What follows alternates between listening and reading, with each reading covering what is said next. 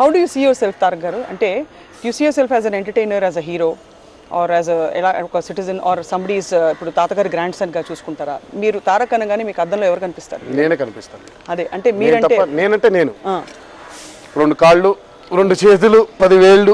అంటే ఇది అడగడానికి కారణం ఉంది. అంటే మీరు నెక్స్ట్ సినిమాని ఎంచుకోవడం, నెక్స్ట్ ఏం చేయాలో ఆలోచించడంలో వాట్ డ్రైవ్స్ యూ అని?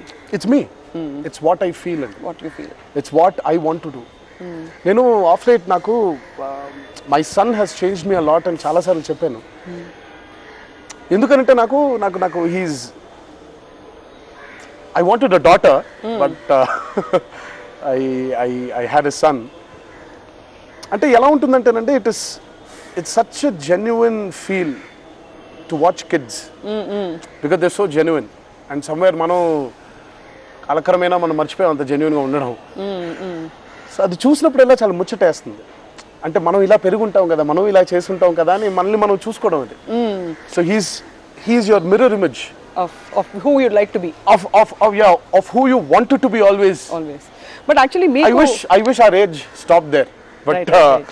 పుట్టింది ప్రతిదీ పెరగాలి, పుట్టింది ప్రతిదీ has to leave the world కాబట్టి we keep ageing and everything. So నాకు తన్ని వదిలి వెళ్ళాలి అని అంటే I need something bigger than him, something more exciting than him. నాకు తనతో ఆడుకోవడంతో, తనతో మాట్లాడడంతో, తనతో కమ్యూనికేట్ చేయడంతో, తనకి నేర్పించడంతో కొన్నే నాకు I'm loving that feel of being a father. And it's a feel which you can never explain. It is something you should feel in within. So తన్ని వదిలి వెళ్ళిపోవాలి అంటే, వెళ్ళాలి బయటికి అంటే, నేను it has to be something more exciting than my sun.